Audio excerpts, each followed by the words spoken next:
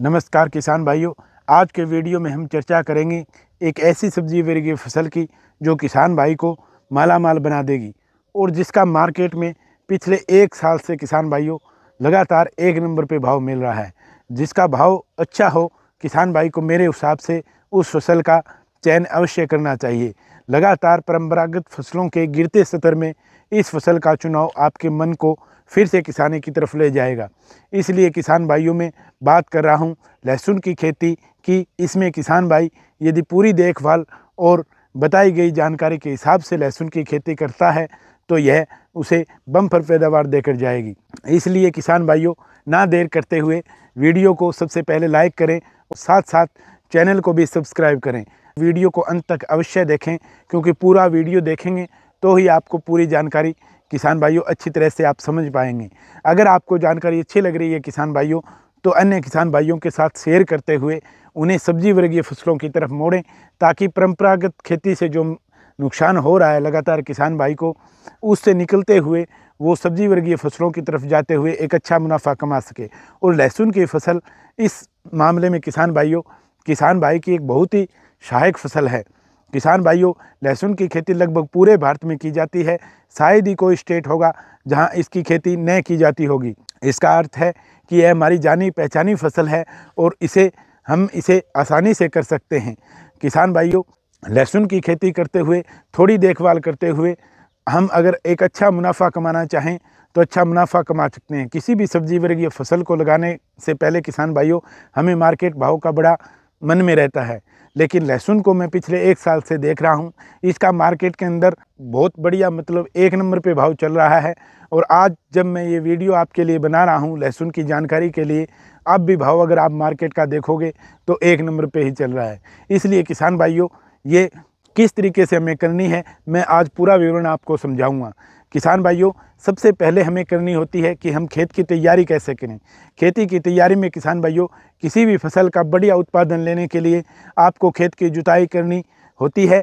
जब हम किसी भी कंद वर्गीय फसल का चुनाव करते हैं, जैसे गाजर हो गया, अपना लहसुन हो गया, प्याज हो गया, चुनाव करते हैं तो पहला काम हमें यही करना होता है कि हम जुताई गहरी करें।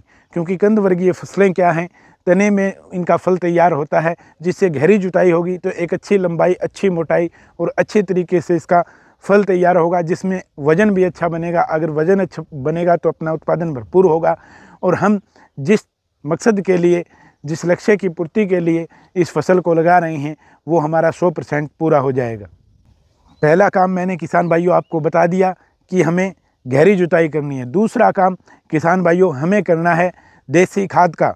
देसी खाद डालनी बहुत ही ज़रूरी होती है किसान भाइयों। इसलिए किसान भाइयों को बढ़िया गली सड़ी और तैयार गोबर की खाद 3 से 4 ट्रॉली अपने एकड़ के अंदर डालें। किसान भाइयों, खाद अगर हम लगातार जो रासायनिक खादों का किसान भाइयों प्रयोग करते जा रहे हैं, उसके कारण हमारी मिट्टी जो है वो बंजर होने की तरफ बढ़ रही है। लगातार अत्याधिक रासायनिक खादों का प्रयोग होने से मिट्टी हार्ड हो जाती है, जिसके कारण हमें फसल में धीरे धीरे सही स्तर गिर रहा है। इसके लिए किसान भाइयों, सबसे पहला काम, यदि आप सब्जी वर्गीय फसलों का चयन करते हैं तो सबसे पहले गला सड़ा गोबर का खाद की अगर 3 से 4 ट्राली आपने 1 एकड़ के अंदर डाल दी तो आपका आधा काम शुरुआत में ही पूरा हो जाएगा।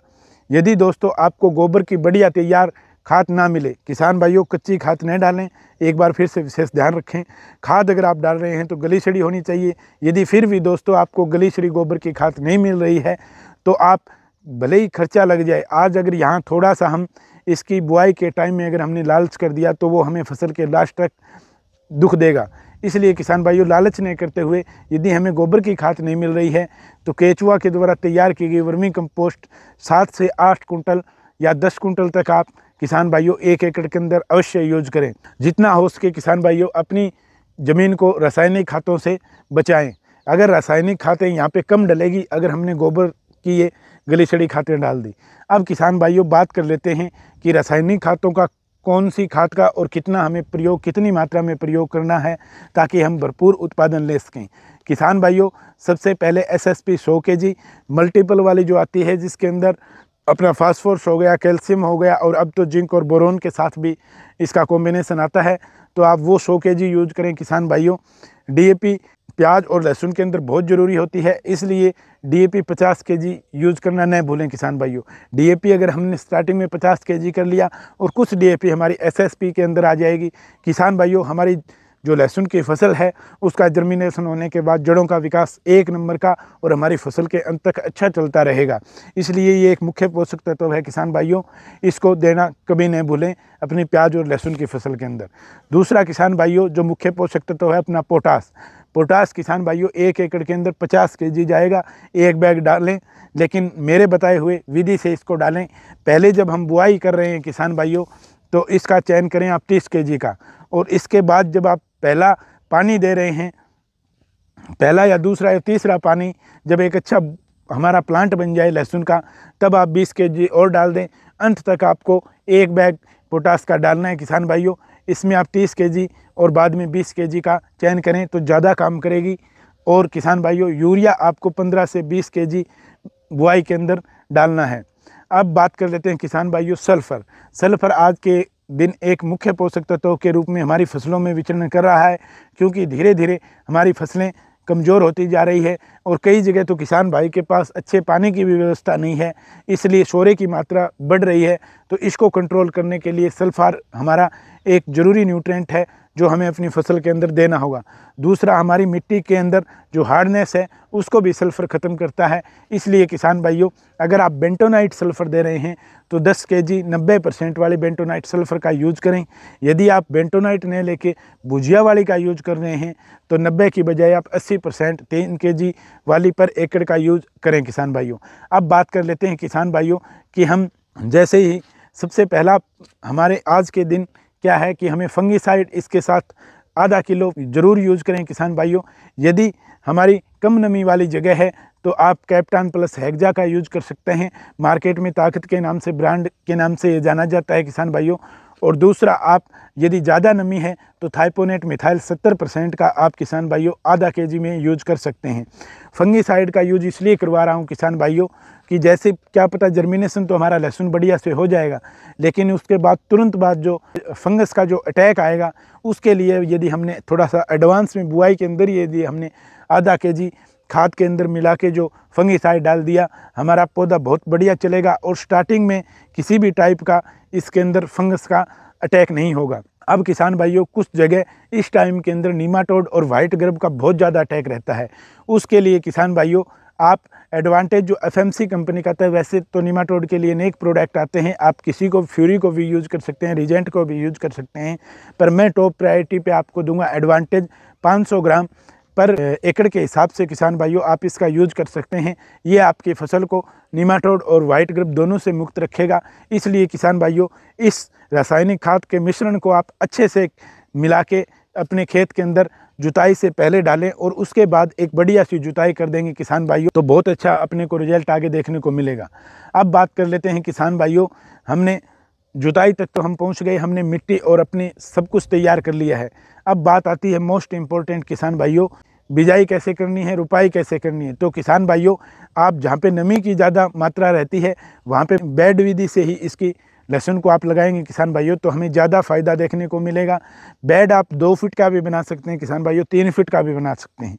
और बेड के बाद लाइन टू लाइन जिसके अंदर हमें नालियाँ बना के और जो लहसुन अपनी रुपाई करनी है किसान भाइयों उसकी दूरी आप 5 से 6 इंच तक रख सकते हैं।